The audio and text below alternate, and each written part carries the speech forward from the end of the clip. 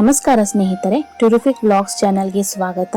ಇವತ್ತು ಆಂಜನೇಯ ಸ್ವಾಮಿಯ ಪುಣ್ಯಕ್ಷೇತ್ರದ ಬಗ್ಗೆ ಪರಿಚಯ ಮಾಡಿಸ್ತಾ ಇದ್ದೀನಿ. ಇದು 900 ವರ್ಷಗಳ ಇತಿಹಾಸ ಹೊಂದಿದೆ. ಇಲ್ಲಿ ಆಂಜನೇಯ ಮತ್ತು ಯೋಗ ನರಸಿಂಹ ಸ್ವಾಮಿ ಬಂಡೆಯಲ್ಲಿ ಉದ್ಭವಿಸಿದ್ದಾರೆ. ಈ ದೇವಸ್ಥಾನ ಇರೋದು ಕಂಬದಳ್ಳಿ ಅನ್ನೋ ಗ್ರಾಮದಲ್ಲಿ, ಮಂಡ್ಯ ಜಿಲ್ಲೆ. ಈ ದೇವಸ್ಥಾನಕ್ಕೆ ಹೋಗ್ಬೇಕಂದ್ರೆ 274 ಕಲ್ಲಿನ ಮೆಟ್ಟಿಲುಗಳನ್ನು ಹತ್ಕೊಂಡು ಹೋಗ್ಬೇಕು. ಇಲ್ಲಿನ ವಿಶೇಷತೆ ಏನಂದ್ರೆ, ಸ್ವಾಮಿ ಹೂ ಪ್ರಸಾದ ಕೊಡ್ತಾರೆ. ಭಕ್ತಾದಿಗಳು ತಮ್ಮ ಕೆಲಸ ಆಗುತ್ತೋ ಇಲ್ಲವೋ ಅಂತ ಕೇಳಿದಾಗ ಸ್ವಾಮಿ ಬಲಗಡೆ ಕೊಟ್ರೆ ಕೆಲಸ ಆಗುತ್ತೆ ಅಂತ, ಎಡಗಡೆ ಕೊಟ್ರೆ ಕೆಲಸ ನಿಧಾನ ಅಂತ. ಇನ್ನು ಸ್ವಾಮಿ ಇಲ್ಲಿ ಉದ್ಭವ ಆಗಿರೋದಕ್ಕೆ ಒಂದು ಕತೆ ಇದೆ. ದೇವಸ್ಥಾನ ಇರೋ ಜಾಗದಲ್ಲಿ ಋಷಿ ಮುನಿಗಳು ವಾಸವಿದ್ದಂತಹ ಸ್ಥಳ. ಅವರು ಆಂಜನೇಯ ಸ್ವಾಮಿಯನ್ನ ಕುರಿತು ತಪಸ್ಸು ಮಾಡ್ತಾರೆ. ಅವರ ತಪಸ್ಸಿಗೆ ಮೆಚ್ಚಿ ಸ್ವಾಮಿ ಪ್ರತ್ಯಕ್ಷರಾಗಿ ತಮಗೆ ಏನ್ ವರ ಬೇಕು ಕೇಳಿ ಅಂತ ಹೇಳಿದಾಗ, ಋಷಿ ಮುನಿಗಳು ನಮಗೆ ನಿಮ್ಮ ಸೇವೆ ಮಾಡೋ ಇಚ್ಛೆ ಆಗಿದೆ, ತಾವು ಇಲ್ಲಿ ಬಂದು ನೆಲೆಸಬೇಕು ಅಂತ ಕೋರಿಕೆಯನ್ನ ಇಟ್ಟಾಗ ಆಂಜನೇಯ ಸ್ವಾಮಿ ಇಲ್ಲಿ ಉದ್ಭವಿಸುತ್ತಾರೆ. ಆದ್ರೆ ಯೋಗ ನರಸಿಂಹ ಸ್ವಾಮಿ ಇಲ್ಲಿ ಉದ್ಭವ ಆಗಿರೋದಕ್ಕೆ ಯಾವುದೇ ದಾಖಲೆ ನಮಗೆ ಸಿಕ್ಕಿಲ್ಲ. ಋಷಿ ಮುನಿಗಳ ತಪೋ ಶಕ್ತಿಯಿಂದ ಆಂಜನೇಯ ಸ್ವಾಮಿ ಮೇಲಿರುವ ಬಂಡೆ